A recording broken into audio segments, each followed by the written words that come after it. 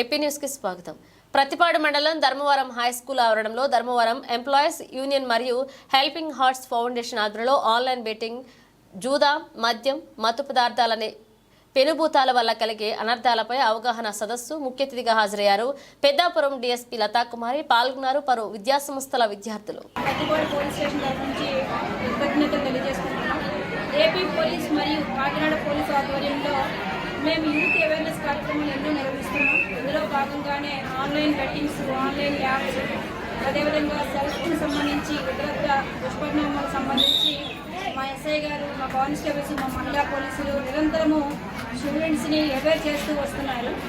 ఇటీవల కాలంలో పెరుగుతున్నటువంటి ఈ ఆన్లైన్ బెట్టింగ్ యాప్ వలన కొంతవరకు ఈ సూసైడ్ చేసుకుంటున్నటువంటి నేపథ్యంలో ఈ యువత తాలూకా యూత్ అసోసియేషన్ తాలూకా ఆధ్వర్యంలో కార్యక్రమం నిర్వహించడం అనేది చాలా సంతోషదాయకం.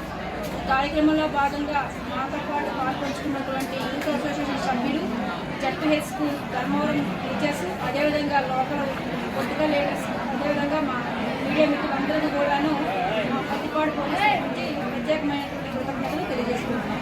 చెప్పండి. యాప్స్ని కంట్రోల్ చేయాలి. అది మీ అందరి ముందే చిన్న ఎగ్జాంపుల్ చెప్తాను. అమ్మా ఒకసారి లేవండి. మీ పేరు? మీరేం చేస్తుంటారమ్మా? ఏం చేయండి, డోంట్ లాఫ్.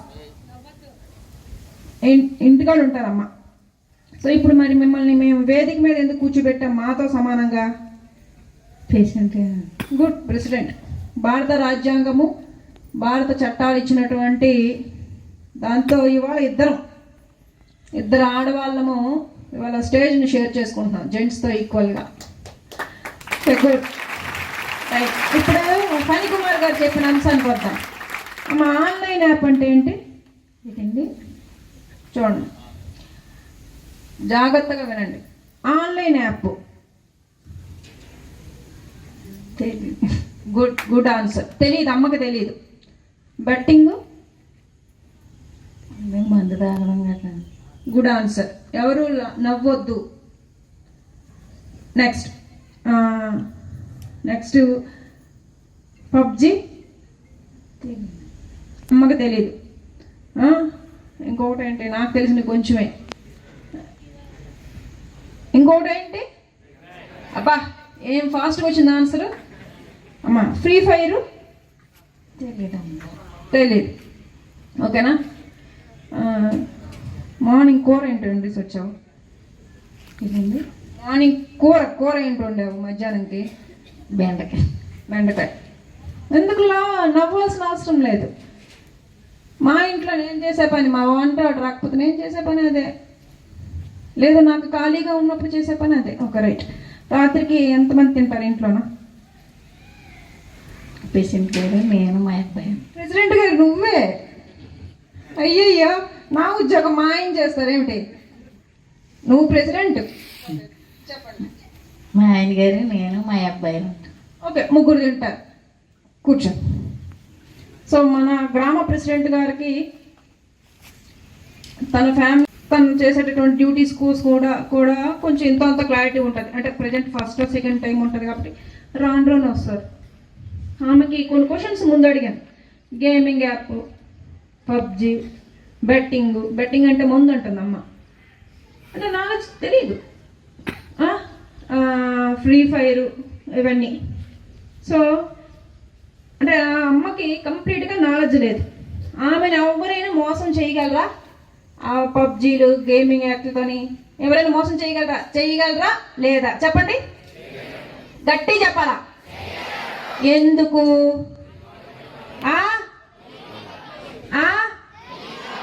యాప్స్ని డౌన్లోడ్ చేసుకునేటటువంటి నాలెడ్జ్ ఆమెకు లేదు. అసలు ఆ యాప్సే తెలియదు. ఆమెను డౌన్లోడ్ చేసుకోదు. ఆమెకు అవసరం, గట్టి చెప్పాలి, లేదు. కెన్ ఎనీవన్ ఒక్కసారి ఎవరైనా బయటికి రండి. ఏ యాప్స్ చూస్తున్నావు నువ్వు? యూట్యూబ్ కనిపించింది వీడికి. Okay, apps. వాట్సాప్. నా ఫోన్లో ఒక వాట్సాప్ యాప్ అని చూస్తున్నాడు ఈయన. తర్వాత ఇంకేమైనా? Google maps. గుడ్. నెక్స్ట్ ఇది, దిస్ యాప్ తెలీదు. గూగుల్ ట్రాన్స్లేట్ యాప్ తెలీదు. పబ్జీ యాప్ తెలుసా? It's nice. ఇంకా ఇంకా కింద ఒక యాప్ ఉంది, ఒక యాప్ చూడలేదు అనుకుంటా, జూమ్ యాప్ అంటారు. కానీ ఆ తర్వాత ఇది ఫోన్పే యాప్. నీకెలా తెలుసు ఫోన్పే యాప్? అమ్మ వాడతారు. గుడ్. నువ్వెన్నిసార్లు వాడావు? Okay, right. నెక్స్ట్ ఇంకేమైనా ఉన్నాయా? రైట్. ఇంత ఫోన్లో ఈయన చెప్పినటువంటి యాప్స్ని నేను ఎట్లా యూజ్ చేస్తానో కూడా చెప్తాను. ఫస్ట్ చెప్పింది వాట్సాప్ చెప్పారు. ఈయన చెప్పినటువంటి వాట్సాప్ యాప్లో ఉన్నవన్నీ కూడాను క్లియర్గా చూసుకుంటే అన్ని నా అఫీషియల్ ట్రాన్సాక్షన్స్, అఫీషియల్ కమ్యూనికేషన్సే ఉంటాయి. నెక్స్ట్ ఇంకో రెండో యాప్ చెప్పారు ఈయన, గూగుల్. ఆయన చెప్పింది గూగుల్, అది అందరం యూజ్ చేసి బాధ్యత. ఈ నెల అంతా ఆమె చేత రకరకాల పనులు చేయిస్తాం. నెల లాస్ట్లోనా లేదా నెక్స్ట్ మంత్ ఫస్ట్లో ఆమె శాలరీ వస్తుంది. తెలివిగలగైనటువంటి ఒక ఉద్యోగం అయితే దాన్ని జాగ్రత్తగా వాడుకుంటారు. అంటే ఇక్కడ ఉన్న వాళ్ళని గవర్నమెంట్ ఎంప్లాయీస్ని కాబట్టి గవర్నమెంట్ ఎంప్లాయీస్ని ఎగ్జాంపుల్ చేసుకుంటాం. కానీ మన సొసైటీలో ప్రైవేట్ ఎంప్లాయీస్ కూడా చాలా బుద్ధిగా ఉద్యోగాలు చేసుకుంటున్న వాళ్ళు ఉన్నారు.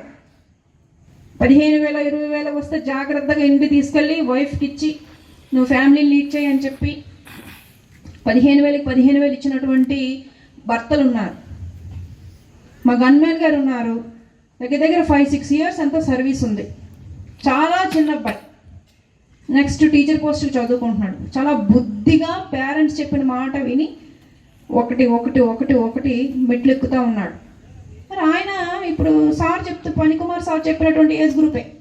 మా మహిళా పోలీస్ గారైనా, మా గన్మెన్ గారైనా